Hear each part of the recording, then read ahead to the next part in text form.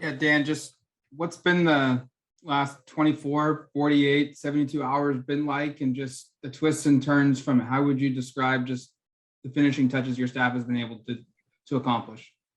Well, at the end of the day, you want to be in position when you get down to the end. And I think every one of us has had our phones plugged in pretty much nonstop for the last 48. And there's been a lot of conversations. And, one thing I think that we'll spend a lot of time on is we're never going to trick someone into coming to Oregon. We want someone to pick Oregon because it's the right feel for them in their heart. They know it's a place they can grow and they can get better. And same for us. I think when there's a sales pitch, that doesn't fit, what you realize is you're going to lose people in your program. And one thing that I'm proud of right now is if you look at our freshmen, we don't have a single freshman in the transfer portal right now. What's that mean? It means what we said last year is reality, right? And the people we're able to bring on board, we're excited about the direction we're headed. And that's the same thing we're looking for as we add pieces moving forward. James Crapia. Dan, for even those who follow recruiting pretty closely, a lot is being made of flipping guys today and surprises and those things, but obviously you're far more plugged in and know everything that's going on behind the scenes. So just how much of the day, if at all, has been or will be surprising to you, or how much of this has been just a lot of work that becomes unexpected surprises for those on the outside, but things that you guys were kind of plugged in to and the months leading up to this? Yeah, really a combination of both. Generally there's not a lot of opportunities where you get to the hat ceremony, you don't know where you sit. I would say that we were really clued in to be in great position on a lot of these as they finished, and have had a lot of confidence, really securing a lot of that confidence last night as we were able to roll into today. And but yeah, there's certainly some moments where you get up there and you feel like you're right there in the fight and you don't know. So it's been a pleasant surprise. We've gotten I think everyone sees what we're building, and I think there's some players that want to be a part of something special, and all this does is create momentum for us moving forward, and they realize that you can reach all of your goals and aspirations right here. Zach Neal. Coach, I'm wondering what it was like kind of watching Will Stein, your new offensive coordinator, go to work over the past couple of weeks. And once you guys had to pivot at quarterback, and seeing where he went and how those relationships that he built with Austin kind of allowed that to come to fruition. Yeah, Will's a guy that's felt very strong from the moment he stepped on campus about Austin. And obviously Austin's a guy that he had a relationship with all the way back to when Austin was in 8th grade. And I think when you watch the film and you start to do a deep dive into Austin's character and learn more about his family, you realize right away what a special individual he is. But that's a place where Will's relationships really paid off. And he obviously did a phenomenal job there closing out. Eric Scopel. Coach, I guess I'm just curious how you would, just broad strokes, kind of characterize this class. I know there's moving parts still to finish it, but just kind of what are some of the adjectives you might use to describe what you guys have put together today? The number one adjective I would use is winners, right? We got a bunch of winners in this group. Like I said, guys that are, state championships at their high school team, guys that have been captains for their team, guys that achieve really at a high level in the classroom. They're going to compete in some of these, championship bowl games. Some of these bowl games are going to get an opportunity to go compete at. And I think that speaks to how these guys are wired, right? They love competition. They're not afraid to be a part of a great class. Some guys are concerned about who else is going to be in the class with them and who they're going to have to compete against. These are guys that want to go play with the best because they know that really, that's going to result in wins, right? When you have great players around you, you have an opportunity to be a great team. And that's something I'm really excited about with this group. Warren Williamson. And I'm curious if there's a protocol in place for kids who flip from one school to the next. For instance, Dante, are they required, or is there a protocol where they call you and say, hey, coach, I'm flipping? And what are those conversations like? I'm not going to speak to specific players other than the landscape of college football continues to change. And I think the teams that do the best job adapting are the teams that are going to be successful. And we have a staff that's elite, that's done a great job, of closing out. And we're going to lean on relationships for us to have, great success. And I think that's paying off right now. Ultimately, we're really excited about the guys we got coming into this program. And we have some guys that I think are going to make us a lot better moving forward. Jacob Hammer. Coach, I'm curious, what's the biggest differences between getting a class last year when you're coming in as a first-time head coach and kind of piecing together the 2022 recruiting class based on being the head coach this whole year and kind of working this whole time and, putting together what you think is the best opportunity to keep the program succeeding?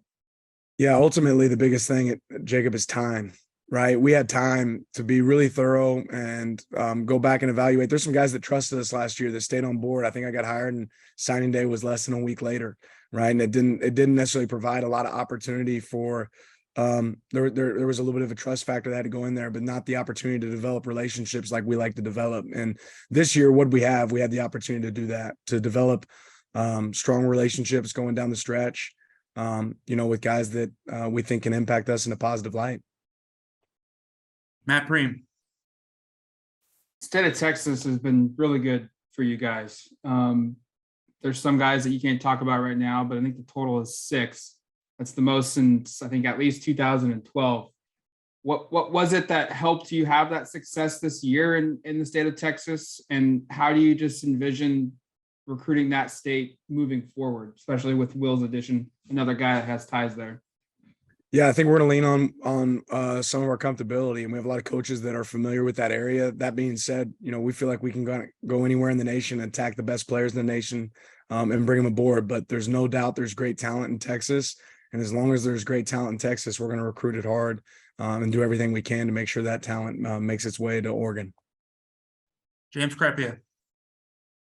I realize much is made about the signing day, Dan, but because of the periods that kind of converge simultaneously, it's so much about roster management and the portal and also retaining guys. So I realize he's not signed per se, but what kind of effect does Bo announcing that he's coming back have on what became of today? And in basketball, they talk about the Pied Piper effect. Do you believe that there's going to be a positive impact to that of not only who he's helped you recruit already out of the portal, but going forward here, the rest of this period of the portal window and in the spring portal window of having your quarterback back?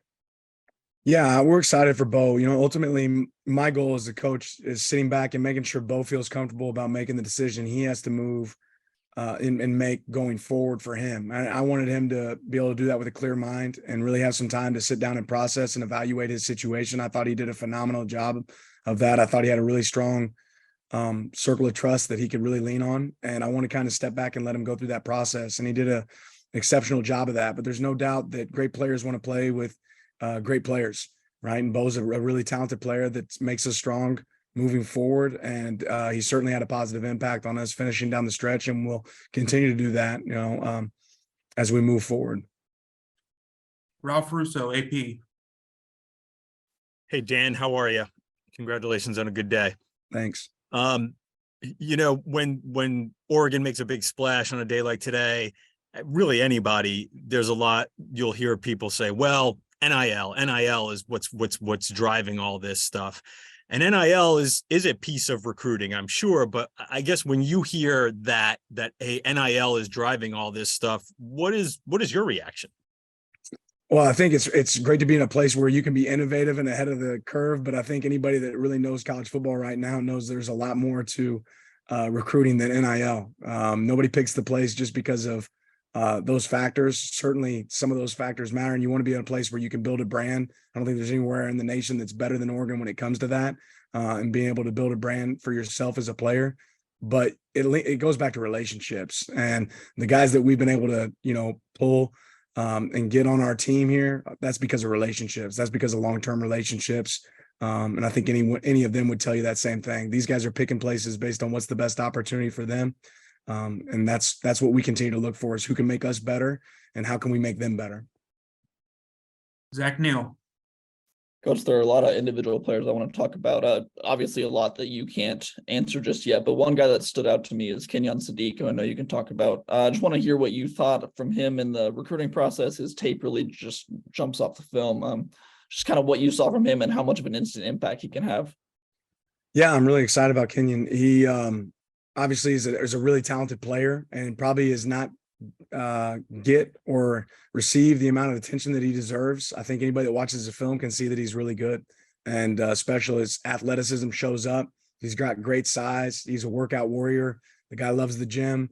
wants to be great, is excited to be a part of what we're building here at Oregon. So that's one of these guys that fits every characteristic that we're looking for in our program as we build this program. So really pumped about him and him being part of what we're doing. Eric Scopel. Dan, it looks like maybe about a third of the guys who are expected to sign or have signed our offense, defensive line. Just kind of talk about what was important about kind of recruiting the trenches and what you think you accomplished there. Yeah, I think anybody that knows football knows that the game's won up front, right? And if you want to be able to get the ball out to people in perimeter or have people on the perimeter make an impact, it starts with winning in the trenches. Having a great defensive line, having a great offensive line is a big part of our success, and will continue to be a big part of our success. James. Dan, following up on the NIL topic, because it comes up again everywhere, it's part of it. There's a lot of places, particularly in the SEC, where they're very out there and from the coaches, athletic directors, pounding the pavement and trying to galvanize their fan bases and say, hey, give to this collective. We got to support this.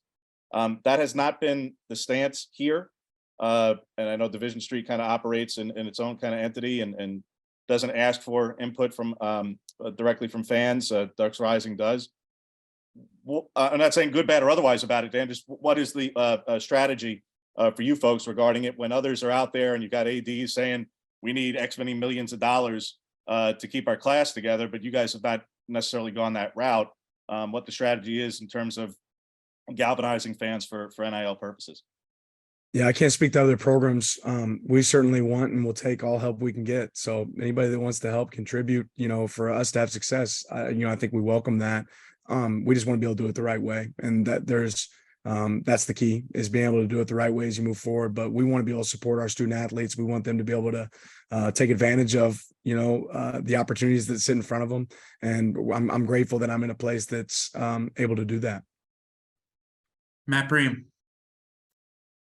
What did you like about Austin Novasad and just, the traits that he brings to this class? And just, did you get a feeling when he was on campus this past weekend that this was where it was going, or were you kind of up in the air on that? Yeah, no, I absolutely. He has the ability to place the ball. I think if you watch his film, you're going to see some really accurate throws and challenging throws. A lot of quarterbacks might be able to throw a deep ball and throw, some quick game throws. One thing that shows up consistently with Austin is his ability to throw intermediate routes really accurately. I think that's hard to do in football. And then the more you're around him, you realize his intelligence and his desire to be great. This is a guy that's really hungry and I think really excited to have some great weapons around him. So his family, I just kind of fell in love with, and just the more I got to be around Austin, I realized that we were wired a similar way. And his relationship with Will, I think is obviously something that we really wanted to tap into and we're able to utilize down the stretch. Tyson Alger.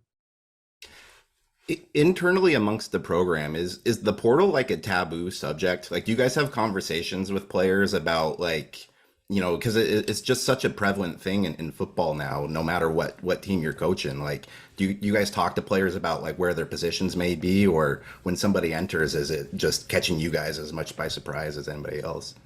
I think communication is key in any program. I think there's probably a lot more conversations that happen, and we're really open to conversations. We want guys to do what's best for them. And in this day and age, you can't hold grudges. You can't get upset with guys. You want people to be in an opportunity that they're happy about. And ultimately, I think we have a healthy locker room. We have, great continuity because we're able to be really open. And some guys are going to be the perfect fit for here, and some guys aren't. And that's going to happen. That's college football right now. But I'm certainly excited about the health of those conversations in our locker room. The fact that you're able to walk in the door and talk to us about tough decisions, that's going to happen, and that's going to be common. And I wish nothing but the best for the people that are part of our program, or people that are moving on.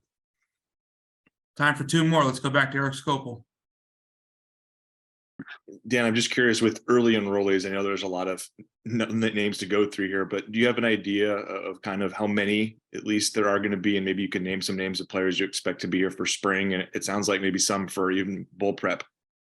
Yeah, I'm not going to hop into every single name. That would take a lot of time, Eric, but we're going to have around 15 guys, and we'll continue to look to enhance, as we move forward. That number could go slightly up, could go slightly down based on how quickly we can transition transcripts and all those other moving parts that are part of that process. Last question, Zach Neal. Coach, how much does a win like today, I mean, these multiple flips, big commitments, how much does that carry forward into the future for you guys, maybe in the 2024, 2025 class? Other players seeing this type of day that you had, these type of big commitments and saying, hey, I kind of want to join that too. How have you seen that happen in the past? You know, I've always felt like championships are really won in recruiting, right? That's where it starts, but it's also just as much about championship culture. It's about having the right people on your team of people that are rowing the boat in the same direction. And if there's anything I'm excited about this class, I think we got a bunch of guys that are like-minded, anxious for growth, not afraid of hard work, and looking for the opportunity to build something really special. They see all the things that I see here at Oregon and want to be a part of it. So yeah, certainly we're going to build off this momentum. We got some great players here. We'll continue to acquire some great players moving forward here in the next 24 in the future. And certainly today does nothing but help that.